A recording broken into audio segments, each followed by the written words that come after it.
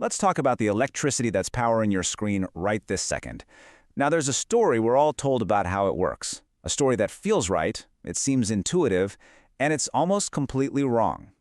So to really get to the bottom of this, we're going to start with a fantastic thought experiment, one that was made famous by the channel Veritasium. Just picture this. You've got a battery and a switch right here. A light bulb is just a meter away from it. But the wires connecting them are ridiculously long. I mean, they stretch 300,000 kilometers out, halfway to the moon and back. Now, you flip that switch, how long does it take for the bulb to light up? Does that signal really have to travel all the way down those wires and all the way back? Go ahead, lock in your guess, because the answer to this one changes, well, everything you think you know about how electricity works. You see, to figure out that puzzle, we have to start with the version of electricity most of us have built up in our heads. It's a good starting point, I guess, but it's a model that breaks down almost immediately when you look closely. I mean, you know the one I'm talking about, right? The story that wires are basically pipes and electrons are the water flowing through them. The power plant, it's like a big pump. It pushes the electrons out, they flow through the walls, they dump all their energy into your toaster to make it glow red hot, and then they just flow back home. It's simple, it's easy to picture, and it gives us this really nice mechanical idea of what's going on. But, anyone who's ever actually tried to build a circuit or understand something like radio waves knows you hit a brick wall with that idea. Just like this person on an electronics forum says, that whole water in a pipe analogy, it just fails. It completely stops explaining what's really happening, and it leaves a lot of us pretty confused. And this is the main point, the first big reveal here. The idea that these tiny little electrons are like delivery guys, carrying little backpacks of energy down a wire, that's not just a simplification. It's fundamentally not what happens, at all. So, if the electrons aren't carrying the energy, then what is? And where is it? Well, the answer is a whole lot weirder and honestly, way more incredible. The energy isn't in the wire, it's in the empty space around the wire. Yeah, just let that sink in for a minute. The enormous power that runs our cities, our homes, our entire civilization, it isn't actually flowing inside the millions of miles of copper cables we've strung up everywhere. The wire is totally essential, don't get me wrong, but it's not the highway for the energy itself. Now, if you're sitting there thinking, okay, that sounds completely crazy, you are in some very, very good company. The legendary physicist Richard Feynman, when he was first wrestling with this idea, he basically said the same thing. He called the theory nuts and strange. So yeah, this is a deeply weird concept, but let's break down why it's also absolutely true. So here's the secret. The energy is actually transported in an invisible field, an electromagnetic field, that pops into existence in the space that surrounds the circuit. Think of the wires more like guide rails. They shape the field and they tell the energy where to go, but the energy itself takes a massive shortcut right through space.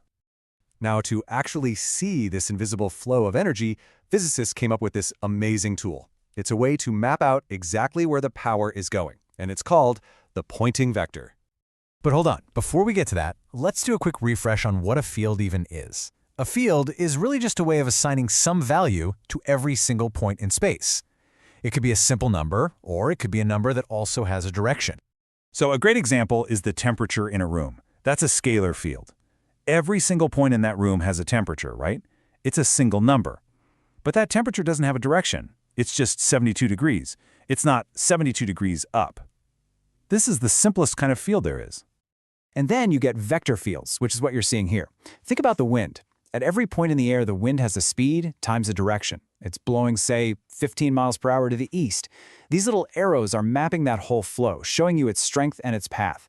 It's a way more dynamic picture. Okay, so the pointing vector is just a specific kind of vector field, and its job is incredible. At any point around a circuit, it draws a little arrow that tells you exactly which way the energy is flowing and how much of it is flowing. It is literally a map of power. Because this is what happens when you flip a switch. The current starts to move in the wire, and that motion generates both an electric field and a magnetic field. These two fields kind of dance together in the space around the wire, and it's their interaction that actually carries the energy. The pointing vector just lets us see that dance as a clear direction of flow. And this is why it's so important, and frankly, so mind-bending. The actual electrons themselves, they're just drifting through the wire slower than a snail.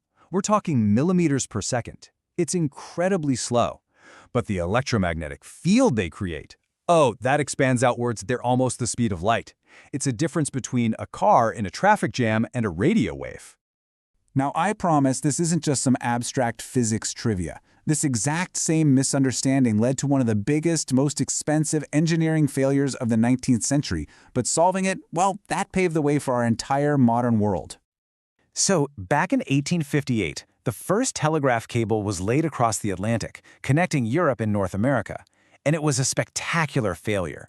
A simple Morse code dot would get smeared out and distorted, taking minutes, sometimes hours to get across the ocean. The famous scientist Lord Kelvin was sure the problem was like friction in a pipe. But there was this self-taught maverick genius named Oliver Heaviside, and he insisted they were all looking in the wrong place. He argued the signal wasn't in the copper, it was in the field around it. He said if you want to fix the cable, you have to understand the fields. And, well, people thought he was crazy at first, but he was absolutely right.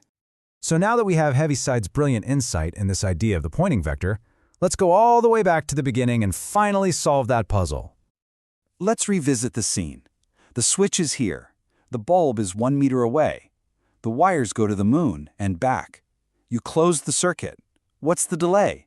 Is it 1 full second, the time it would take a signal to race down those 300,000 kilometers of wire? Nope. The light bulb turns on in about 3.3 nanoseconds. That's the time it takes light to travel just 1 meter. It is, for all intents and purposes, instantaneous. And now, we finally know why. Flipping that switch doesn't launch an electron on a long journey. It creates a sudden change in the electromagnetic field that's already filling the space around the whole circuit. That wave of energy expands outwards at light speed. And here's the kicker. It doesn't follow the long, winding path of the wire. It takes the shortest, most direct route, that 1 meter straight line through space, from the field near the switch to the field near the bulb. The wires just set the stage and guide that energy to its final destination. It's a complete shift in how you see the world. The power isn't in the thing we can see and touch, that copper wire. It's in the invisible, intangible space all around it. And as any expert will tell you, that is a very, very strange and counterintuitive way to think about how things work. And that's really the thought I want to leave you with. We live our lives completely surrounded by these invisible fields, these invisible flows of energy that power our entire civilization. And for the longest time, we had it fundamentally wrong. It just makes you wonder, doesn't it? What other huge, profound truths about how our world works are hiding right there in plain sight?